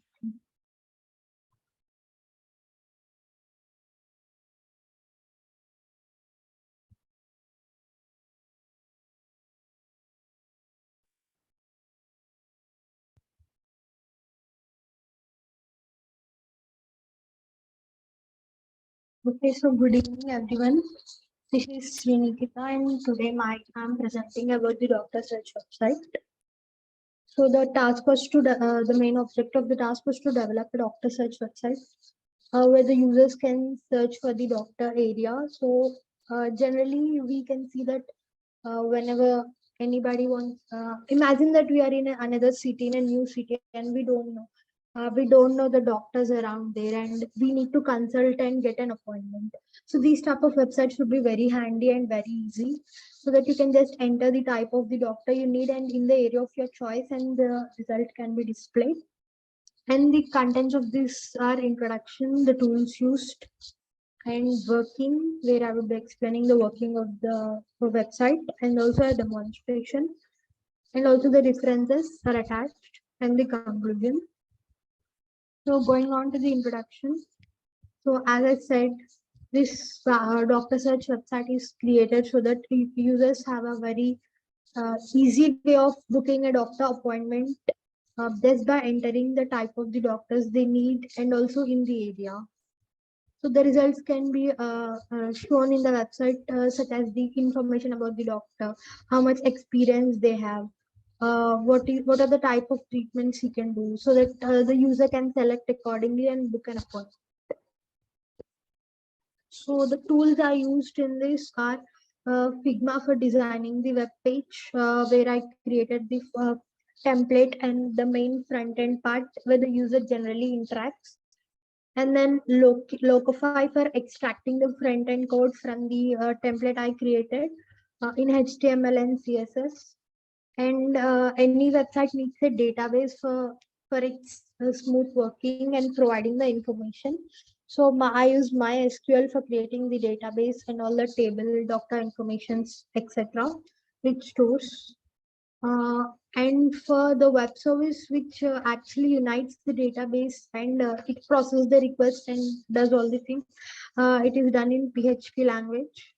And Postman service is used for testing out the API. That's to make sure that my code is working properly and the results are displaying correctly and no errors have been happening. And I used 00 web host for hosting the completed website so that it can be available for users for a more general purpose. So next, the working of the website. So the main part is the front end part where the user sees and interacts with the website. So for example, we say any user visits the website, he sees the front end part and he is gonna enter the input like doctor area, in this case, doctor area and the type of the doctor in the front end. So this after clicking the search button, the request is created and it is processed. So this request is then enters to the web service. So this web service, it is gonna process the request and it fetches the according data from the database. So it transfers the request to the database, and in the database we already stored the information of all the doctors available and all the doctor information. It filters out which of the doctors are available and it creates the response to the request processed and it gives it back to the web service where it is again displayed on the front end. So the results are shown for the user. So this is the main working of the website. And for demonstration here I am showing.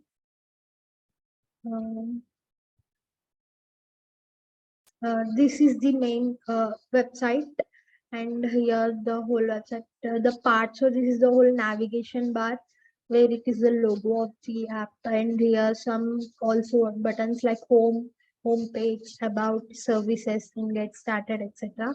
And this is the banner section where the user can see the text and something and the image, etc. For familiarizing. And here the user mainly inputs the text like category of the doctor and the area, and they can search from here. And the next section is the service section where it is simply shown the main 3 steps that the user has to follow.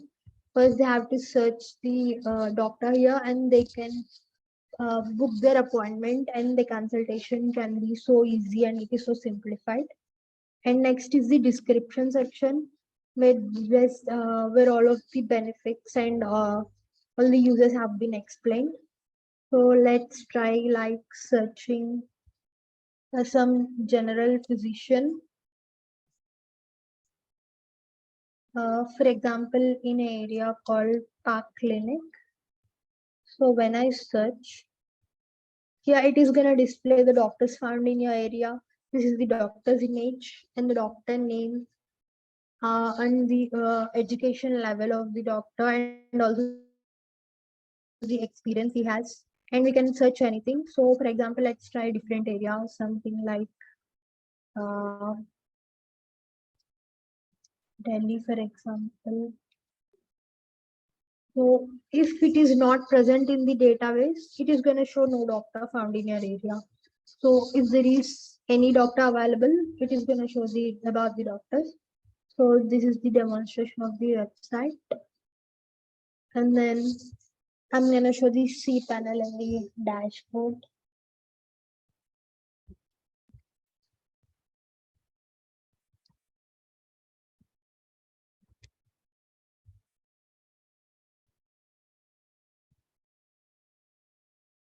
Just a second, it's loading.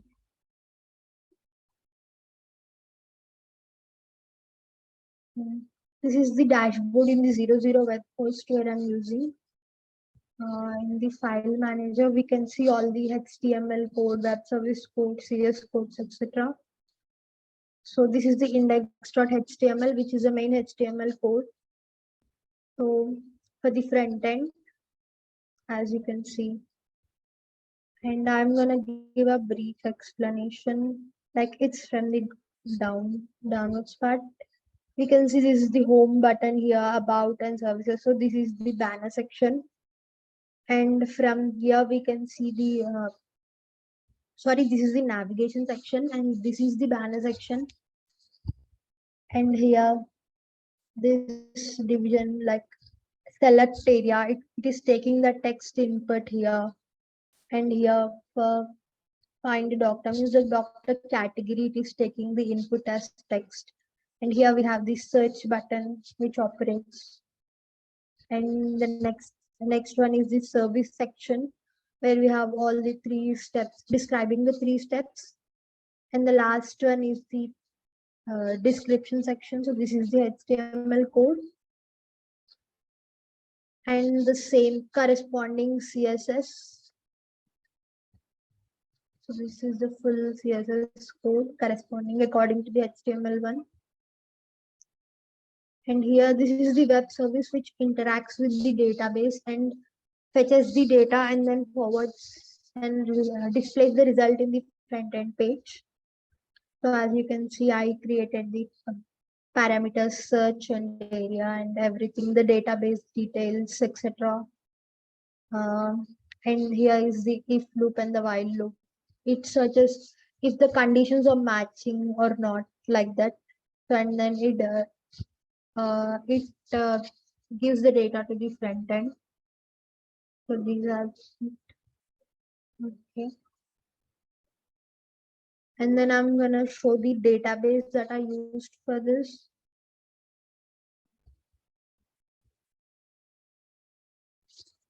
In PHP, my admin, I posted all my database here. So present it has only 4 values, but we can add as many as we like for making it more effective. So here the categories are doctor name, doctor information, doctor's area, doctor image, and the doctor category. So the user search for the doctor category and the doctor area, and when found the matching data, it is gonna display this. So this is the database. So that's the demonstration. And then next, these are the references that I used. You can see. And the conclusion part is these types of websites are very useful as they can provide the 24/7 healthcare services and from the hospitals which they provide and connecting the user to it. And it is also very user friendly. It is accessible to all since it is very simplest to use just by searching, and you can book the appointment as per your requirement. It is so easy to use so that anyone can accessible. And the specialized search options make it very easy to filter through all of the data rather than randomly having it and searching through the doctors. We can find the search option makes it very easy. So this is it. So thank you. And are there any questions?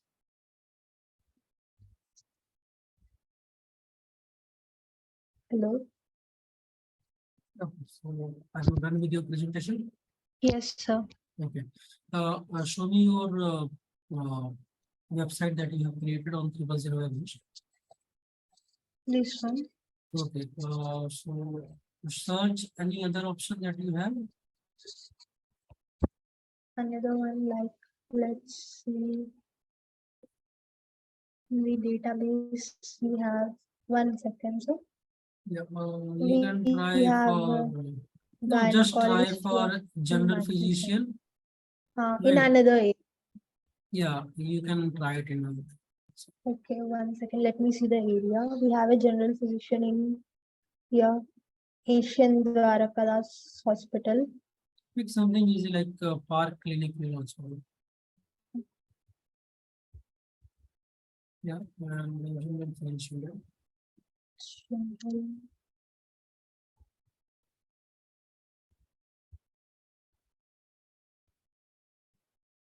So this is the doctor.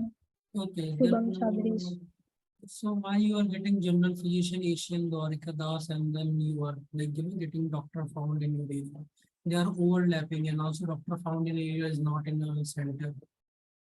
And the overall image is also really small. Yes, sir. So is there any area where you are getting multiple doctors, like 2 or 3 or 4 doctors for a particular area? I guess not. Try like I'll not, try adding that too. no, Okay, no, sir. try just like and don't enter anything and then try executing it. Okay. See what How will I forgot. Don't enter anything. yeah, just clear it. In another one also. Yeah, search on. Okay, so Okay. I don't think you have done the CSS part. Right. So in the Okay, sir. CSS part, what you need to do is you need to apply float left property, but float right property was also good so that it is responsive, right? So when you are getting a lot of information, they are on their each card. Okay. So try fixing that. It will be preferable. And second of all is when you are explaining the code, try using flowcharts. That will be much more preferable and it will be easy for you to explain the entire thing. And the second of all is that your conclusion was quite small. It can be improved. Like you can also talk about the challenges faced during the development. Like this is one of the challenge, right? Because the entire code base was generated from Figma, so it becomes quite hard to manage it. Navigate through. Yeah, that is how generative code works. Okay, but it is a good, I would say, experience for you to work on this kind of course also, right? So try to fix it. There is a 9th video in our playlist. Try watching that. Sir has fixed this issue in that video, so you can also actually fix it. So it is really easy. Just see what are the various elements and make a group of it, and then apply the property that will do. Okay. Okay, so it is okay for now. You can stop the screen share for now. Okay, guys, so I believe it is already 8:55 and we will not be able to have any more presentation. So I think we can Okay, let's have one more presentation for Mansoor. I believe you have written your name Mansoor. So am I audible and my video is, are you Yeah. able to see my video? Yes, yes. Yes, sir. So my task name is Future Location Predictor System, sir. Can you tell me your full name? MANUSHRI, sir. MANUSHRI, M. You are not actually scheduled. Can you give me your Future email? Location Prediction System, sir. Can you give me your email so that I can send? Because you have to click on schedule presentation so that your presentation is scheduled. My request ID, sir. No. Have you scheduled the presentation? Yes, sir. Did you receive the confirmation that your presentation has been scheduled? What was the date and time on that email? Yes, sir. Yes, sir. Can you show it to me because I cannot find your name. You might have to schedule again. Okay, sir. Shall I screen share that email, sir, now? Yeah. Yes, sir. Just a minute.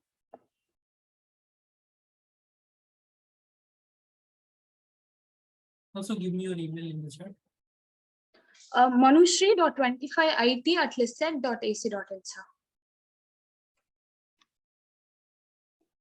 Okay, yeah. Manushri.25IT, you are scheduled. You Yes, are sir. not scheduled with yeah. Now I can find it using email. You can start. Okay, sir.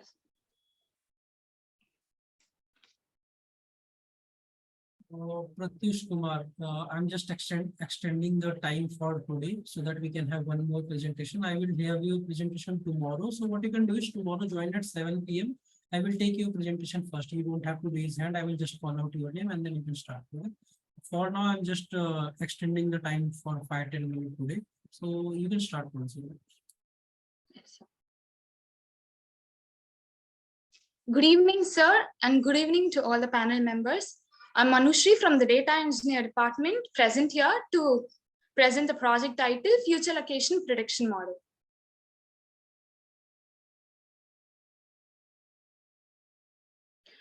So throughout this session, I'm going to explain you about the problem statement, the reason why future location prediction model has to be developed, the methodology overview, the methods that were involved while developing this model, feature selection and engineering, the features that were selected for developing this model, and the model evaluation along with this demo.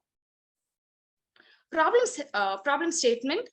This future location predictor model plays a very vital key in our day-to-day life. So to mention some of the few examples are in transportation and in logistics. To predict the delivery point, this future location prediction system plays a vital role. Also, to find out the areas where the disaster has occurred. In the disaster management part, this future location predictor model also plays a very vital role. Also in the area of event planners. So the data set overview. So the data set what I have used to develop this future location predictor model is the location data set. It was provided for me from the Acquire part. And the attributes that were contained in this data set is the ID. ID is nothing but the unique values that were given to each and every data. The event time start, event time end. The event time start and the end are the starting and the ending time of the event. Latitude start, longitude start, that is the starting position, which is mentioned in terms of latitude and longitude.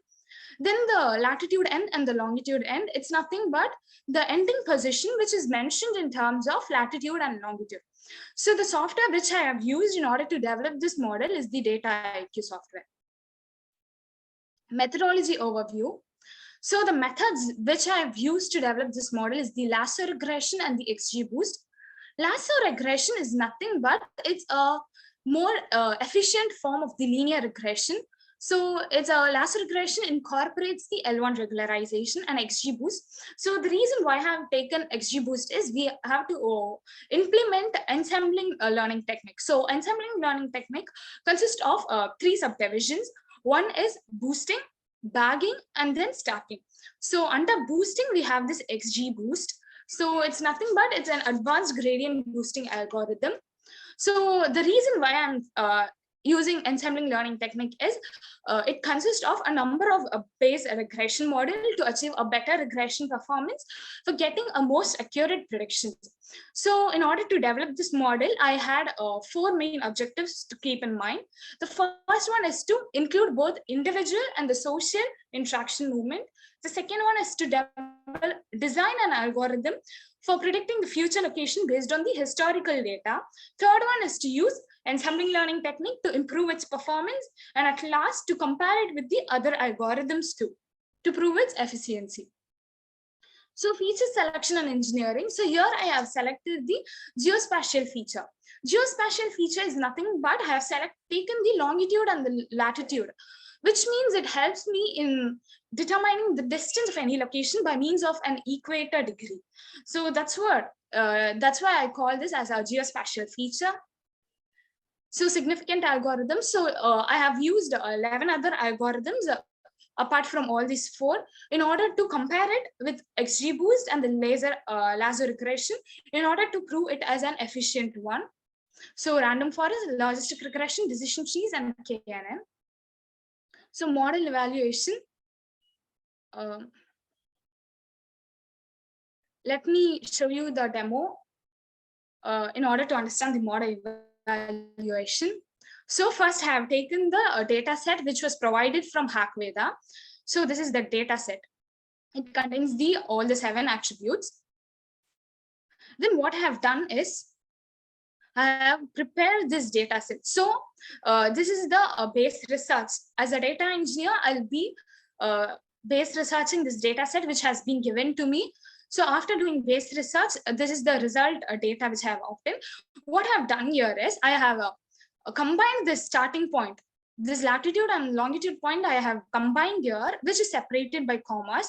So start destination, I have obtained another attribute here, and end destination, which combines these latitude end and the longitude end, which is separated by a comma. So this is how I have prepared the data set. Now, after preparing the data set, I have evaluated it using the 13 other algorithms which I have mentioned there.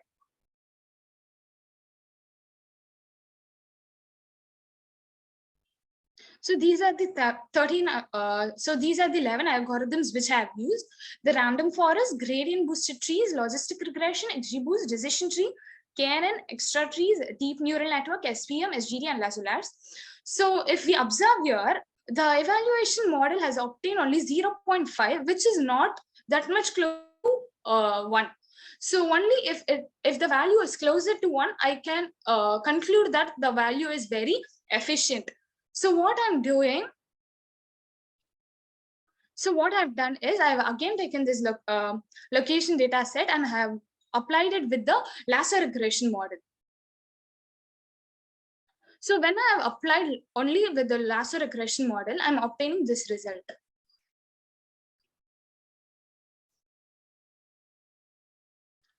The value here is 1, which tells me that the model is very accurate enough when I'm able to deploy it with the lasso regression model. And then using the lasso regression, I have defined the destination latitude, that is the end latitude. And with the XGBoost algorithm, I'm deciding the longitude, that is the destination longitude. Now I'll show you. See here, the value here is 1, which again tells me that it is very much nearer and it is very much efficient enough to predict the destination point when compared to the other 11 algorithms which I have shown. So thus, using the lasso and the XGBoost, I have predicted it in order to again recheck that it is very much more efficient. In the metrics part, I'm just showing us the value. The EVS, the R2 and the Pearson, these 2 values are more than enough to recheck that my model is very much more efficient, because these values are very much nearer to 1. That's why thus I have developed it.